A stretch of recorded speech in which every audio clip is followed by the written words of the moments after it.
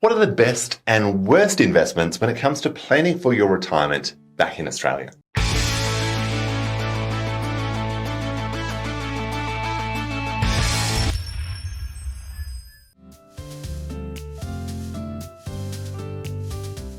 Hi there, I'm Jarrad Brown, Australian expat financial planner based here in Singapore, working with Australians all over the world to master their money and plan for their retirement back in Australia or wherever it may be. Now, often we're asked the question, what is the best investment or where should my money be invested when it comes to planning for my retirement in Australia?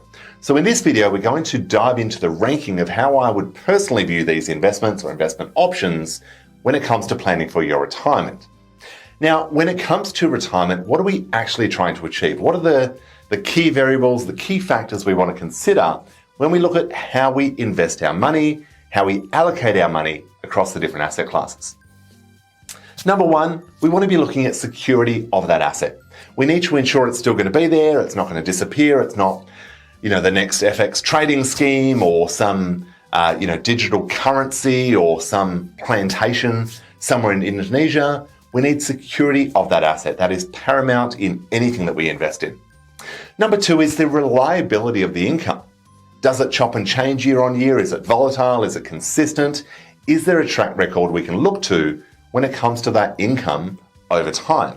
That might be dividends or interest or coupon payments or rental income, but we need to ensure that it's reliable and we can live off it when we retire. Number three is liquidity. Now, obviously liquidity can change or vary depending on what we're invested in.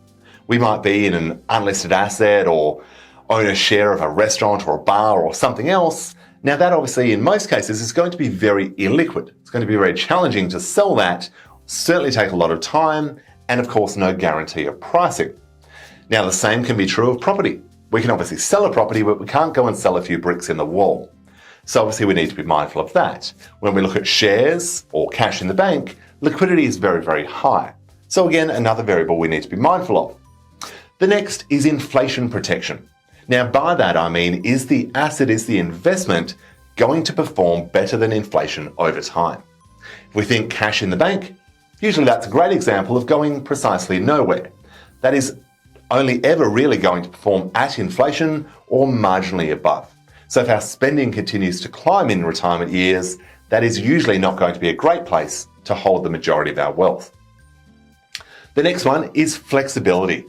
Can we chop, change, add exposure, decrease, increase exposure?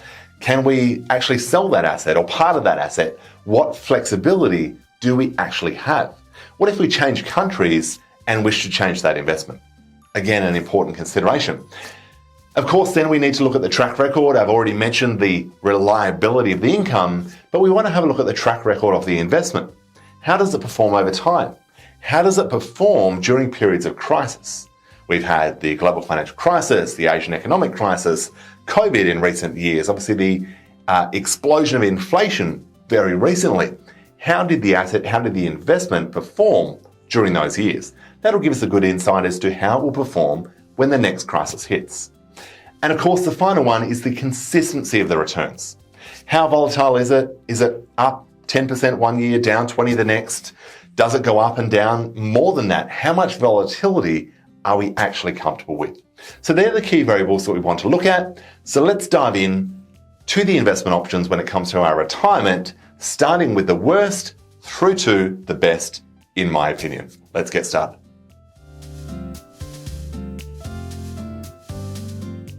Now, before we dive into the worst investment, in my opinion, it's important to note that many people would consider superannuation as the best investment when it comes to planning your retirement in Australia. But it's important to note that superannuation is not an investment, but rather a structure. Within our super, we can have cash or bonds or shares or funds or ETFs, or even property, even crypto via a self-managed super fund. But the superannuation itself is not an investment. When it comes to structures, superannuation can be a great place to hold money when it comes to retirement planning in Australia, but it's not an investment in itself and therefore won't feature in the ranking today. So let's get started. The worst investment in my opinion, and we're not going to dive into the weird and wonderful and obscure investments in this list, we are just diving into the big, broad asset classes.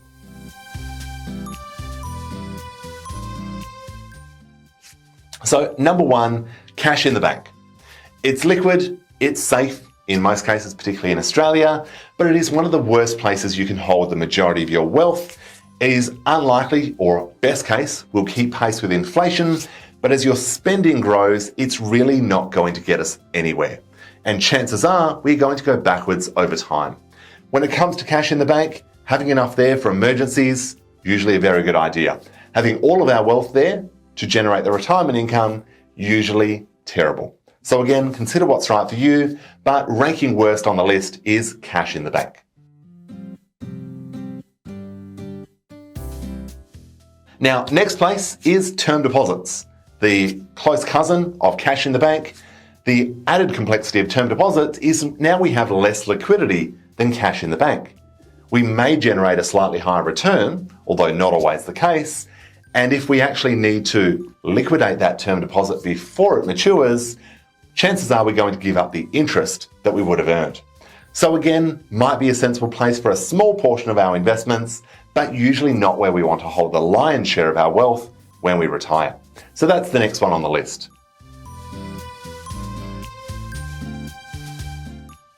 The third worst investment option is international property. Now, of course, there could be variants to this rule. There could be properties where it makes an awful lot of sense, it generates a great income, it's consistent, but 9 times out of 10, that income is going to be taxable. Property laws may not provide us with a great deal of protection. Liquidity is extremely low. There is no tax efficiency when it comes to Australia.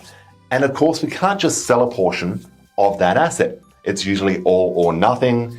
And then, of course, we have the added complexity or added layer of risk of the rules between that country and Australia actually changing. So when it comes to our retirement income, do we want the majority of our wealth sitting in international property? Probably not. So that's next on our list. The next one is international shares. Now, you might be thinking that international shares grow. Why on earth would they be, not the first place on the list? The reality is they can generate a great deal of growth. They can generate good capital growth and in some cases even generate reasonable dividends. But we then have the added complexity of foreign currencies.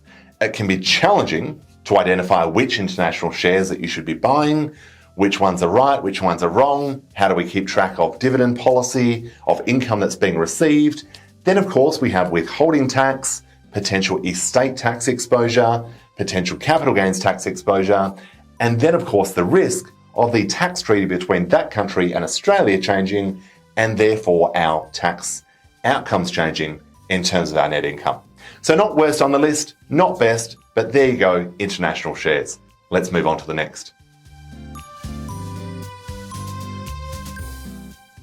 Now, the next one on the list is domestic property. So here we're talking about Australian residential or even commercial property. In this case, we're just going to look at residential property. Now, residential property can be a fantastic place to grow your wealth over time. But as an income asset, it's usually quite poor. When you think about the actual holding costs, we've got council rates and water, property management, land tax, the list goes on and on and on. And our 3 or 4% yield that we started at might end up more like 1% once all of those costs are gone. So if we consider that money being in a ETF or share portfolio, and we can draw 4% based on the 4% rule, well, if all of that was sitting in domestic property and our net yield is only 1%, that means we need 4 times as much invested in property than in shares.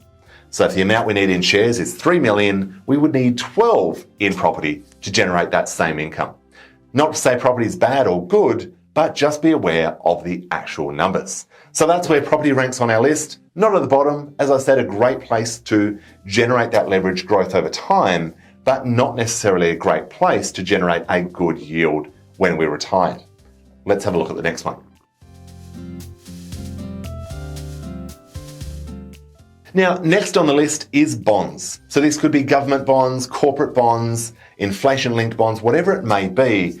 Now, usually over time, they're going to generate a return that is slightly above inflation.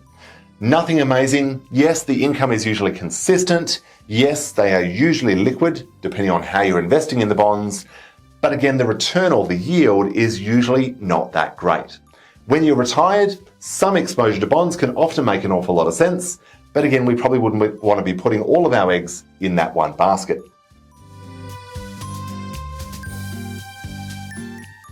Now, second on the list, when it comes to our retirement planning, is lifetime annuities. Now, there are various annuities and there are specific retirement annuities that are created in Australia and around the world where you invest a lump sum and it provides you with a yield or a coupon, an annuity income stream, every year until you pass away. Now, that is based on the interest rate, on life expectancy when you take it out, on the environment at the time, which therefore dictates the interest rate, and of course, life expectancy and how much you're investing in that annuity. Now, that annuity might pay you a guaranteed rate of 5 or 6% every year, so it's not going to be as good as the stock market, but it's certainly going to outpace inflation over the years to come. So should a retirement annuity form part of your portfolio? Potentially. Again, there's no one size fits all, but certainly an important consideration for many. Now, number one on the list when it comes to retirement planning, tax efficiency, superannuation in Australia is Australian shares. Now, this might be owned directly in terms of owning those shares individually, or it might be owned through an exchange-traded fund or an index fund that is also liquid. Liquidity, check. Good strong yield, check. Track record, yes. And of course, we can check the consistency of those returns. We can check how those shares actually performed over time.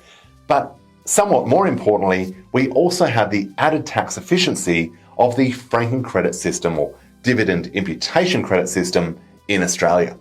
That effectively means that we're getting a boost on our yield by holding those shares either inside super or in a tax-free structure. So there you have it, ranked from worst to best, from cash through to Australian shares. As I said, in my opinion, there is no one size fits all. Of course, seek advice, consider what's right for you, but hopefully that gives you a bit of food for thought as to how you should structure your retirement planning. Drop me a note with any questions you've got. Please do remember to like the video, subscribe to the channel. I look forward to seeing you in the next one.